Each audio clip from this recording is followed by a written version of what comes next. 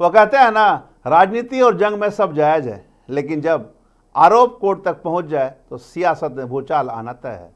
हम बात कर रहे हैं धनबाद के डिप्टी मेयर अरुण चौहान की, जिनके निर्वाचन पर अब कानूनी संकट गहराता नजर आ रहा है। कोर्ट ने याचिका पर संज्ञान लेते हुए नोटिस जारी करने के निर्देश दे दिए हैं। नमस्कार, मैं धीरेन्द्र और आप देख रहे हैं मिरर मीडिया।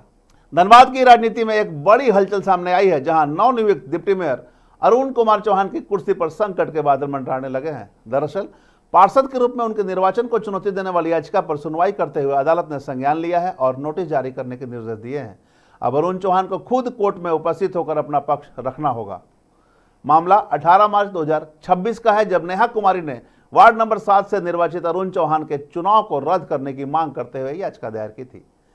याचिकाकर्ता ने आरोप लगाया था कि अरुण चौहान ने नामांकन के दौरान दिए गए शपथ पत्र में अपने खिलाफ दर्ज आपराधिक मामलों की पूरी जानकारी नहीं दी, जहां उन्होंने केवल 3 मामलों का उल्लेख किया है, जबकि उनके खिलाफ लोयाबाद थाने में कुल 7 मामले लंबित हैं। याचिकाकर्ता के अधिवक्ता का कहना है कि यह झारखंड म्युनिसिपल एक्ट 2011 का उल्लंघन है और इसी आधार पर उनका निर्वाचन अवैध घोषित किया जाना चाहिए। इसके समर्थन में सर्वोच्च न्यायालय के 2002 के फैसले का भी हवाला दिया गया है। याचिकाकर्ता के अधिवक्ता के तिवारी के अनुसार साक्ष्य छुपाने का यह मामला गंभीर है और अब कोर्ट में इसकी सुनवाई के दौरान सच्चाई सामने आएगी। देखिए, जो नॉमिनेशन होता है, नॉमिनेशन फॉर्म भरा जाता है, वो डिक्लेरेशन आपका है। डिक्लेरेशन ये है कि आप क्लीन हैंड, जो भी आपके पक्ष विपक्ष में है वो सारा चीज को आप डिस्क्लोज कीजिए। म्युनिसिपल एक्ट के तहत भी यही प्रावधान है जो संविधान के थ्रू वह एक्ट आया है, और जिसमें आपको हर चीज का डिक्लेरेशन देना है।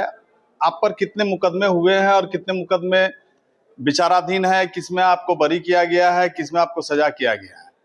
तो पार्षद का चुनाव अरुण चौहान जी लड़े थे, जिन्होंने अपने केवल 3 मुकदमों का डिक्लेरेशन दिया था, बाकी 7 को उन्होंने छिपा लिया, जो कि म्युनिसिपल एक्ट का अवहेलना है। और इस तरह के आपने धोखा, इसको कहिए कि धोखाधड़ी करके आपने चुनाव जीता। आपने स्पष्ट रूप से अपने आपराधिक छवि की घोषणा नहीं की। तो इसमें हो सकता है कि यदि यह साबित हो जाए तो एक्ट भी कहता है और माननीय सर्वोच्च न्यायालय का भी लॉ है, जजमेंट है, जिसमें उन्होंने कहा हुआ है कि इसको निरस्त किया जा, उनके चुनाव को निरस्त किया जा सकता है। तो जैसे फैसला चलेगा जब कोर्ट में, कब तक लगभग इस पर कुछ? देखिए, अभी तो केस एडमिट हुआ है। नोटिस के लिए कोर्ट ने हमें रिक्विजिट जमा करने के लिए बोला है, जिसको आज हमने जमा कर दिया है। संभवतः कुछ दिनों में उनके पास नोटिस की कॉपी चली जाएगी और फिर आएंगे, अपना पक्ष वो रखेंगे। हर किसी को अपना पक्ष रखने की स्वाधीनता है, वो भी रखेंगे। जो भी होगा न्यायालय का फैसला सर्वमान्य होगा। कानूनविदों की माने तो अगर अदालत में लगे आरोप सही साबित होते हैं तो अरुण चौहान की कुर्सी जा सकती है। अब सभी की नजरें कोर्ट के अगले फैसले पर टिकी है, जो धनबाद की राजनीति की दिशा तय कर सकती है। ऐसे में कोर्ट का फैसला क्या होगा यह देखना होगा। तमाम इससे जुड़ी खबरों से लगातार आपको अपडेट करवाते रहेंगे। बने रहे मिरर मीडिया के साथ।